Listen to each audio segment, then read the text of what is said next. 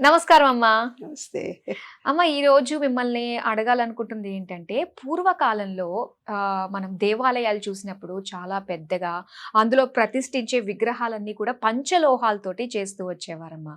అయితే ఈ మధ్య కాలంలో కూడా పంచలోహాలు అన్నది మనకు ఉత్సవ విగ్రహాలుగా అభిషేకాలు చేసుకోవడానికి వీలుగా ఉండేటట్టుగా అక్కడ మాత్రమే ఉన్నాయి. విగ్రహాలు మాత్రం మనకి రాతి విగ్రహాలు ఇవన్నీ ఉన్నాయి.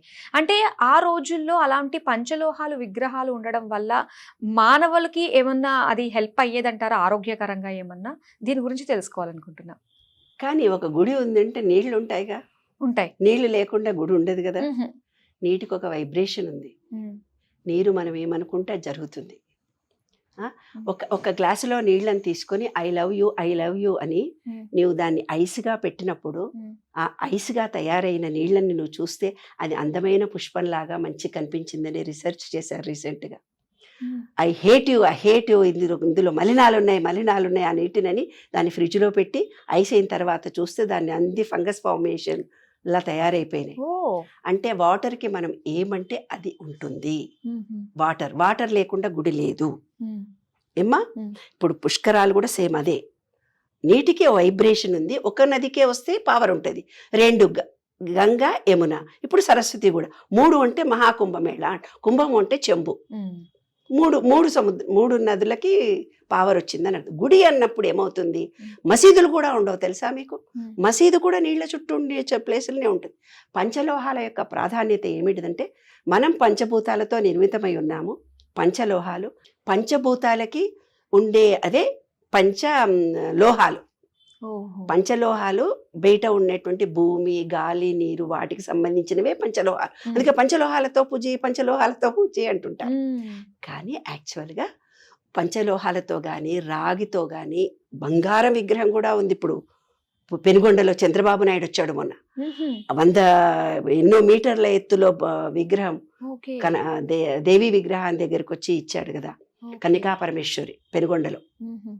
విగ్రహం అనేది ఏంటంటమ్మా, విగ్రహం ఎప్పుడైనా కూడా విగ్రహాన్ని ప్రతిష్ఠిస్తారు, దాని కింద రాగి పాత్రలో శక్తిని ఆవాహనం చేస్తారు.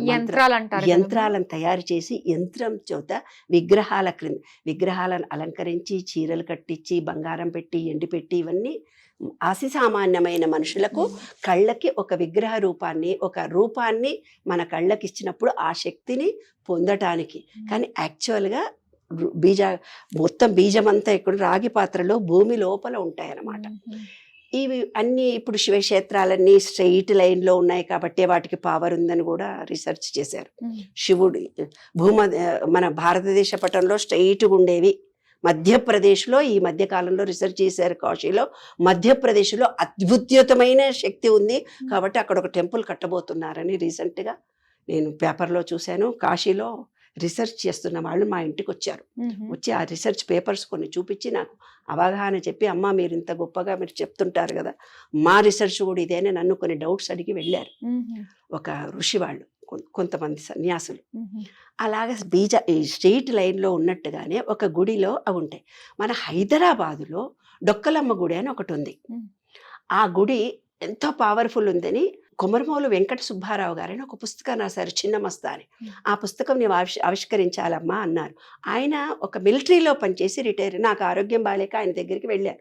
ఆయన పెండలం వేసి శక్తిని చూపించి హైదరాబాద్లో డొక్కలమ్మ గుడిలో పవర్ ఉందమ్మా, అందుకని హైదరాబాద్ వాళ్ళు ఢిల్లీలో రాజ్యం వెళ్తారు. హైదరాబాద్ వాళ్ళ ఇన్ఫ్లుయెన్స్ లేకపోతే ఢిల్లీలో నడవదు, మినిస్ట్రీ నడవదు. హైదరాబాదే మెయిన్. ఎవరైనా పర్వాలేదు, మన హైదరాబాద్ వాళ్ళది నిలబడాలి. ఏంటో ఆ గుడి చూద్దామని ఒక రోజు నేను వెళ్ళాను. వెళ్ళేసరికి జినజిన వాన పడిపోతుంది. ఎన్నో రోజులు వెతికా నేను. డొక్కలమ్మ గుడి అంటే ఎన్నో గుళ్ళు ఉన్నాయి కానీ పాపులర్ నేమ్ కాదు ఇది. ఎక్కడమ్మా ఇది Secunderabad Monda market police station దగ్గర ఉంది. అక్కడ మా వెహికల్ ఏదో మెంటలీ రిటార్డెడ్ స్కూల్ వెహికల్ వాళ్ళు తీసుకుంటే అంబులెన్స్ వెళ్ళాను నేను. వెళ్ళినప్పుడు అక్కడ చూస్తే అది కనిపించింది నాకు, డొక్కలమ్మ గుడి. నేను మా పిల్లలు ఇద్దరిని వేసుకొని స్కూటీ మీద ఒక రోజు రాత్రి 7:30-8 గంటలకు పోతుంటే జినజిన వర్షం పడింది. ఆ గుడి అంతా మూసి కులగొట్టి ఉంది. ఎంతమంది చచ్చిపోయినారు బాబు ఇక్కడ అని అడిగాను. చీకటి, కరెంటు పోయింది, వర్షం పడుతోంది. అమ్మ నీకెట్లా తెలుసు అన్నాడు. ఈ గుడిని ఎట్లా తీసేయాలి అంటే పెద్ద వాళ్ళు పూజారులు వచ్చారు, మంత్రాలు చెప్పారు, మంత్రాలు జపాలు ఏం చెప్పినా దాని సీక్రెట్ ఒకటి తెలియాలి కదా. తెలిస్తేనే దానికి పూజా విధానం వేరే ఉంటుంది. ఆ విధానం ఎవరైతే ఈ గుడిని ఫస్ట్ రాయేసిండో ఆయన చచ్చిపోయాడు.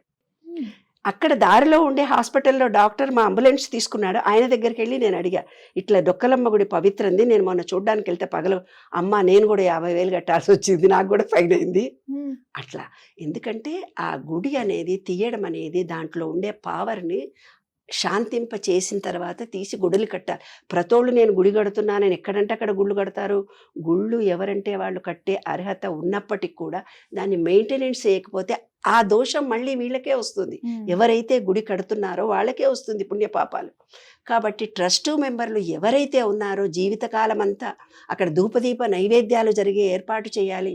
శక్తిని ఆవాహన చేసినప్పుడు ఆ శక్తికి శాంతి కలిగించడము, అంటే 10 మందికి అన్నదానం చేయడము, శుభకార్యాలు మంచి జరగాలని అలా చాలా పెద్దవాళ్ళు ఎంతో ఆలోచించి చేశారమ్మా. విగ్రహం అంటే ఉట్టిదే కాదు, ఏదో గుడి ఉంది, గుడిలో దేవుడు ఉన్నాడు, దేవుడు అని కాదు. చాలా పవర్ఫుల్ గుళ్ళమ్మ, చాలా పవర్ఫుల్ గుళ్ళు. ఆ గుడిలో మీరు ఏమనుకుంటే అది జరుగుతుంది. ఆ గుడి సికింద్రాబాద్ పేపర్లో వేయించాను, ఒక 10 ఏళ్ల క్రితమో 15 ఏళ్ల క్రితమో వేయించాను. తర్వాత గుడి వాళ్ళకి అంత చిన్న మస్తా అని తలకాయ కట్ చేసుకొని హైదరాబాద్ ముడిగిపోతున్నప్పుడు ఆ దేవత తన ప్రాణధారను ఒకటి, తన ప్రాణాన్ని నిలబెట్టుకుంది, ఒకటి మనందరినీ కాపాడిన అద్భుతమైన దేవత చిన్న మస్తా అనే దేవత. ఆ దేవతను అక్కడ మహంకాళి గుడి కంటే పవర్ఫుల్ ఇది, చాలా పవర్ఫుల్ గుడమ్మ. తర్వాత నాగదేవత గుడి ఉంది సికింద్రాబాద్లో, క్లాక్ టవర్ దగ్గర. అసలు ఎక్కడెక్కడో నాగదేవత ఉంది, సేమ్ నాగదేవత మన దగ్గర కూడా సికింద్రాబాద్లో ఉంది. అట్లా గుడులు అనేవి చాలా పవిత్రతతో కూడుకుని ఉంటాయి. వాటికి మనము అక్కడికి వెళ్ళి పాజిటివ్ ఎనర్జీని మనం తీసుకోవాలి. అక్కడ ఉండే తీర్థం ఎప్పుడైతే ఒక చుక్క తాగుతామో దాంట్లో పవర్ వస్తుంది. నీరున్న చోటనే చేయడంలో ముఖ్య ఉద్దేశం. నీరు అనేది పాజిటివ్ ఎనర్జీని తొందరగా ఇస్తుంది. పంచలోహాలు మన పంచభూతాలు ప్లస్ దాంట్లో ఒకటి వాటరు, అంటే పంచభూతాల్లో ఒకటి వాటరు. వాటరే అన్నిటికంటే గొప్ప, ఎందుకంటే 3 దశల్లో ఉంది. అది నీరుగా ఉంది, ఘనంగా ఉంది, ఆవిరిగా కూడా ఉంది. 3 దశలు అంటే ఈ విశ్వం మొత్తం త్రిగుణాత్మకంతో కూడుకొని ఉన్నది. కాబట్టి ఈ దేవుడికి తప్పనిసరిగా ఆ గుళ్ళల్లో ఆ శక్తి ఉంటుంది. త్రిగుణాత్మకమైన వాటర్ని తీర్థం తీసుకుంటే అకాలమూర్తి ఎవరైనా ఒక్క చుక్క ఏదైనా పూజ చేయాలన్నప్పుడు కూడా ఆ నీళ్ళనే ఇల్లంతా చల్లి శుద్ధి చేస్తారు. కాబట్టి నీరున్న చోటనే గుడి ఉంటుంది ప్రాధాన్యత. ఆ గుడి దేవత క్రిందనే బీజాక్షరాలతో చెప్పిన రాగి రేకులతో ఒక శక్తిని ఆవాహనం చేస్తారు. ఆ శక్తి వైబ్రేషన్ బయట ఉండే స్తంభానికి, ధ్వజస్తంభానికి కనెక్షన్. ఓకే. అంటే దీని వల్ల మనం మనుషులకి అంటే ఎలాంటి వైబ్రేషన్, ఎలాంటి అంటే ఆరోగ్యపరంగా చాలా బాగా. ఎందుకంటే అక్కడ ఒక అద్భుతమైనటువంటి రోజంతా అక్కడ బీజనామాక్షరాల చేత ఒక ఓం నమో నారాయణను దేవుడి పూజలు, లోపల జరుగుతున్న మంత్రాలు, రోజంతా మంత్ర ఉచ్చారణ జరుగుతుంది. అంటే శబ్దశక్తి చేత అక్కడ పవర్ ఎనర్జీ, ఈ వాటర్ వైబ్రేషన్ వల్ల కొంచెం పంచభూతాల చేత అక్కడ ఉన్నటువంటి ప్రతి గోడ నీడ అక్కడ ఉన్నటువంటి పరిసర ప్రాంతాలన్నీ పాజిటివ్ ఎనర్జీతో ఉండిపోతాయి. మనం నెగటివ్ ఎనర్జీతో వచ్చినప్పటికీ కూడా అక్కడికి వచ్చి కాళ్ళకు చెప్పులు లేకుండా వెనక కూర్చోండి అంటారు. కూర్చొని మనం జపం చేసి దేవుడి దగ్గరికి వెళ్ళిన తర్వాత మీరు ఎలా దండం పెడతారు, కళ్ళు మూసుకొని దండం పెడతారు. అది నేను ఇంకోసారి చెప్తాను, అదొక సీక్రెట్. అయితే దండం పెట్టిన తర్వాత బయటికి వచ్చిన తర్వాత మీరు కాళ్ళకు చెప్పులు లేకుండా కూర్చొని ఆ భూమిలో నుంచి ఇక్కడ పవిత్రమైన ఎనర్జీని నేను స్వీకరిస్తున్నానని భూమి నుంచి స్వీకరిస్తున్నాను, విశ్వంలో నుంచి గాలిని స్వీకరిస్తున్నాను. కళ్ళు మూసుకొని మీ కోరికను ఏదైతే చెప్పుకొని, నాకు ఫలానా ఆరోగ్యం కావాలి, ఫలానా మాకు పెళ్ళిళ్ళు కావాలి, లేదు మాకు పిల్లలు పుట్టాలని ఏదైతే కోరుకుంటారో అది తీరుతుంది. గుడులల్లో ఇంకొక రహస్యం ఉంది. రావి చెట్టు వేప చెట్టు 2 ఉండే చోట 11 దారాలను 11గా కట్టి రాహుకాలంలో పూజ చేస్తే ఏ కోరికైనా తీరుతుంది. ఆదివారం తీరని పిల్లలు డాక్టర్ల దగ్గరికి పోయి పిల్లలు పుట్టరు అన్నోళ్ళు కూడా పిల్లలు పుడతారు. ఏదైనా నమ్మకంతో చేస్తే నమ్మకం ఉందమ్మా, నమ్మకం చాలా బాగుంది. ఓకే అమ్మా. పంచలోహాల గురించి అవి మనుషులకి ఏ రకంగా ఆరోగ్యపరంగా ఎలాగ కనెక్ట్ చేస్తూ ఉపయోగపడతాయి అనే విషయాల గురించి తెలియజేసినందుకు. మనలో పంచభూతాలు ఉన్నాయి కదా నాన్న, బయటలో ఉన్న పంచభూతాలు, మనలో ఉన్న పంచేంద్రియాలు అన్ని యాక్టివేట్ అయ్యి మనం అనుకున్న కోరికలు పాజిటివ్ ఎనర్జీ ఈజీగా వస్తుంది, ఈజీగా ఇచ్చేస్తుంది. ధన్యవాదాలమ్మా. Thank you.